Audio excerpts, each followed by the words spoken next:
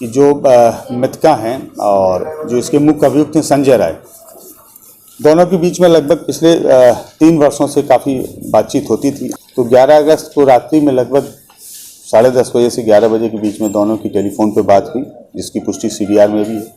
उस फ़ोन पे वार्ता के उपरांत जो मृतका है वो वहाँ पे गई, जो एक नियत जगह रहती थी, वो चौर का इलाका है उसी गांव का, जहाँ पे ये मुख्य अभियुक्त संजय राय, उन्होंने मृतका को बुलाया था। जब ये बच्ची वहाँ पहुँची है तो उसके तुरंत 2 या 3 मिनट के अंदर ये पाँचों जो नवयुवक, जिनमें से 3 की गिरफ्तारी की गई है, 2 अभी फरार हैं, ये पाँचों वहाँ पे पहुँच गए। और दोनों जब वहाँ पे पहुँचे तो मृतका और ये मुख्य अभियुक्त संजय दोनों वहाँ बैठे हुए थे। इन लोगों के पास एक रॉड थी, वो रॉड से वार किया गया। वो रॉड जो चलाई, वो रॉड पंकज ने चलाई, वो रॉड मृतका के सिर में लगी, तब फिर खुरपी से भी उसके ऊपर वार किया गया।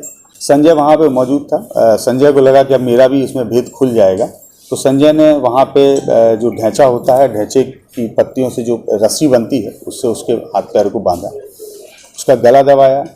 सारे आरोपी उसी गांव के थे। जो नामजद अभियुक्त था, जिनका नाम संजय राय है, जो इस घटना के मुख्य अभियुक्त थे, उनकी गिरफ्तारी की गई है। पूरे घटनाक्रम में अभी तक हम लोगों ने कुल 5 लोगों की गिरफ्तारी की है। इस न्यूज के प्रायोजक है अफजल फर्नीचर। मुजफ्फरपुर जिले के पारू थाना क्षेत्र में घटित घटना का उद्भेदन मुजफ्फरपुर पुलिस की स्पेशल टीम के द्वारा कर लिया गया है। इस मामले में फरार मुख्य आरोपी संजय राय को पुलिस ने अररिया जिला से गिरफ्तार किया है।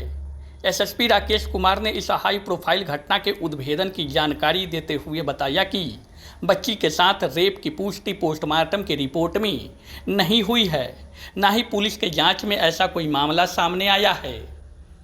उन्होंने बताया कि संजय के साथ उसके 3 अन्य सहयोगी पंकज पासवान, मुन्ना पासवान और चुन्नू को गिरफ्तार किया गया है। इस मामले में पहले एक आरोपी को गिरफ्तार किया गया था। इस मामले में मुख्य आरोपी सहित कुल 5 आरोपियों को अब तक पुलिस ने गिरफ्तार किया है। 2 अन्य आरोपी अभी फरार है, जिसकी गिरफ्तारी के लिए पुलिस कार्रवाई में जुटी हुई है। पुलिस अनुसंधान में पाया गया कि संजय राय और मृतिका के बीच पिछले 3 वर्षों से बातचीत हो रही थी। मोबाइल का सीडीआर खंगालने पर दोनों के बीच बातचीत का डिटेल्स मिला है। घटना की रात भी दोनों के बीच बातचीत हुई थी। मृतिका रात में संजय से मिलने चौड़ में गई थी। वहीं इस बीच पंकज, मुन्ना और चुन्नू अपने 2 अन्य साथियों के साथ संजय राय और युवती को पकड़ लिया। इस बीच घटना को अंजाम दिया गया। फिर डेड बॉडी को संजय ने रस्सी से बांधकर झाड़ी में फेंक दिया। घटना 11 अगस्त की रात की है। 12 अगस्त को डेड बॉडी बरामद की गई। इस मामले में रेप की पुष्टि नहीं हुई है। यह पूरा मामला प्रेम प्रसंग का प्रतीत होता है, क्योंकि सीडीआर से खुलासा में यह स्पष्ट है कि नाबालिग और संजय के बीच पिछले 3 वर्षों से बातचीत हो रहा था। घटना की रात भी नाबालिग संजय से मिलने गई थी। सुनिए पूरे मामले पर एसएसपी राकेश कुमार क्या कहते हैं। 12 अगस्त को पारू थाना के अंतर्गत एक गांव है लालू छपरा, वहाँ एक बड़ी संवेदनशील घटना घटित हुई थी, जिसमें एक नाबालिग बच्ची थी, उनका शव प्राप्त हुआ था। उसी आलोक में कांड दर्ज किया गया था और हम लोग इस केस को इन्वेस्टिगेट कर रहे थे। इसमें एक एसआईटी गठित की गई थी एसडीपीओ सरैया चंदन उनके नेतृत्व में, जिसमें हम लोगों के डीआईयू की टीम, उनके जो प्रभारी हैं लाल किशोर वो, और जो पारू के थाना अध्यक्ष हैं मोनू कुमार, जो कि उस कांड के अनुसंधानक भी हैं, लगातार सक्रियता से इस केस में हम लोग लगे हुए थे। इस केस में घटना के 3 दिन उपरांत एक व्यक्ति की गिरफ्तारी की गई थी, जिनका नाम मिथिलेश राम था, जिसके बारे में आप लोगों को मैंने पूर्व में सूचना भी दी थी। आज सुबह इसमें 4 लोगों की गिरफ्तारी और की गई है, जिसमें से एक जो नामजद अभियुक्त था, जिनका नाम संजय राय है, जो इस घटना के मुख्य अभियुक्त थे, उनकी गिरफ्तारी की गई है। अररिया जिला है वहाँ के पास से। इसके अतिरिक्त 3 और अपराधकर्मी इसमें गिरफ्तार किए गए हैं, जो उनके सहयोगी के रूप में थे, जिसमें एक का नाम पंकज पासवान है, दूसरे का नाम चुन्नू है और तीसरे का नाम मुन्ना पासवान है।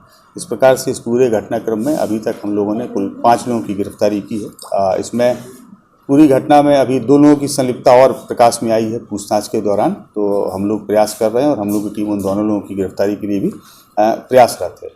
इस घटना के पीछे जो वजह थी, जिसकी वजह से ये घटना घटित हुई है, वो ये है कि जैसा कि आप सभी को ज्ञात होगा कि पूर्व में भी इस बात को प्रकाशित किया था आप सभी ने, कि जो मृतका हैं और जो इसके मुख्य अभियुक्त हैं संजय राय, दोनों के बीच में लगभग पिछले 3 वर्षों से काफ़ी बातचीत होती थी, जिसके टेलीफोनिकली एविडेंस भी हम लोगों के पास में है और दोनों की जो CDR के डिटेल्स हैं वो इस चीज़ की पुष्टि भी करते हैं।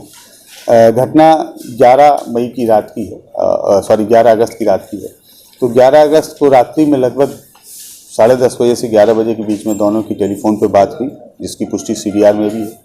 उस फ़ोन पे वार्ता के उपरांत जो मृतका है वो वहाँ पे गई, जो एक नियत जगह रहती थी, वो चौर का इलाका है उसी गांव का, जहाँ पे ये मुख्य अभियुक्त संजय राय उन्होंने मृतका को बुलाया था। और गांव के जो 5 नवयुवक हैं, जिनको लगभग पिछले 2-3 महीने से इस पूरे घटनाक्रम की जानकारी थी, और इन लोगों का उद्देश्य ये था कि अब इन लोगों को रंगे हाथ पकड़ना है, और हम लोगों के समाज विशेष की बच्ची है जिसके साथ में ये व्यक्ति गलत करता है। तो इन 5 ही नवयुवकों ने उस दिन इनको रंगे हाथ पकड़ने की योजना बनाई। तो जब ये बच्ची वहाँ पहुँची है तो उसके तुरंत 2 या 3 मिनट के अंदर ये 5 जो नवयुवक, जिनमें से 3 की गिरफ्तारी की गई है, 2 अभी फरार हैं, ये 5 वहाँ पे पहुँच गए। और दोनों जब वहाँ पे पहुँचे तो मृतका और ये मुख्य अभियुक्त संजय दोनों वहाँ बैठे हुए थे। इन लोगों ने वहाँ पे हॉट टॉक हुआ, जिसमें हल्की सी मारपीट इसके साथ भी हुई, जो मुख्य अभियुक्त संजय के साथ भी हुई, और जो मृतका है उसके साथ भी हुई। तो इसमें से इन लोगों के पास एक रॉड थी, वो रॉड से वार किया गया। वो रॉड जो चलाई, वो रॉड पंकज ने चलाई। वो रॉड मृतका के सिर में लगी। खुरपी भी वहाँ पे थी। फिर जब इनको लगा कि वो रॉड से वो बेहोश होकर नीचे गिर गई, तब इनको लगा कि शायद कहीं ऐसा ना हो कि मृत्यु हो जाए, तब फिर खुरपी से भी उसके ऊपर वार किया गया।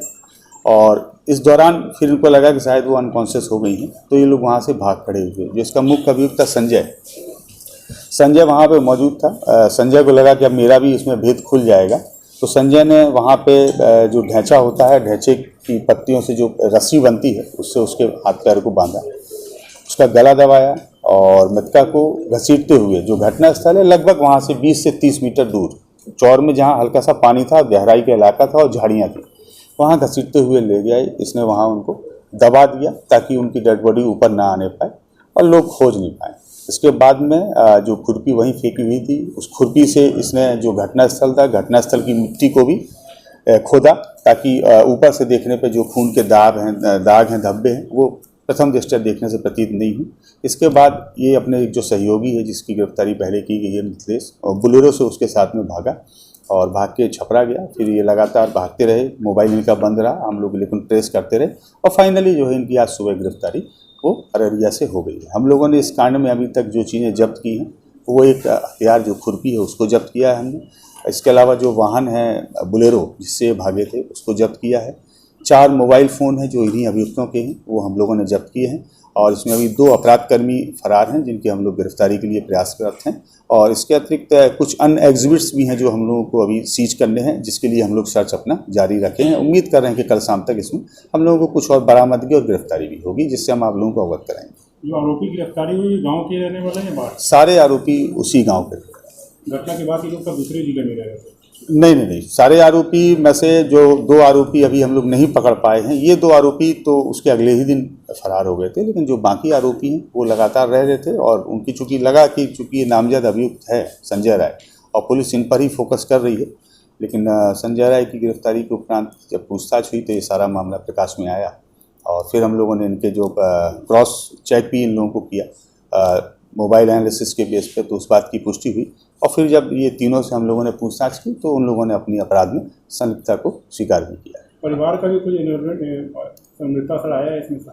नहीं, परिवार के लोगों का नहीं आया है। जैसे कि कॉल डिटेल्स में आया था, कुछ समाचार पत्रों ने प्रकाशित भी किया था, तो उसमें जो मृतका की बड़ी बहन है, उनका चूँकि शुरू से एक स्टैंड था कि हम लगातार घर में थे, लेकिन उनका मोबाइल लगातार मूव किया था। पुलिस के अनुसंधान में बात प्रमाणित हो चुकी है, तो उस दिन वो घर पे नहीं थी। और वो हम लोगों के इन्वेस्टिगेशन के हिसाब से वो बगल में ही एक मंदिर है, वहाँ जल चढ़ाने के लिए गई थी। वो लगातार संपर्क में भी रही हैं और अन्य लोगों से भी बात की है। उन रात्रि में उनकी जिन जिन लोगों से बात हुई है, हमने सारे लोगों को टच किया है, तो उन लोगों ने भी इस बात की पुष्टि की है कि हाँ, ये जो फ़ोन कॉल्स हुए हैं वो कांवड़ यात्रा के क्रम में फ़ोन कॉल्स हुए। अररिया में किसके यहाँ छिपा हुआ था? नहीं, किसी व्यक्ति के यहाँ से गिरफ्तारी नहीं हुई है। हम लोगों ने इनको भागने के क्रम में एक बस को डिटेन करके वहाँ से पकड़ा। बच्ची के साथ रेप हुआ है क्या?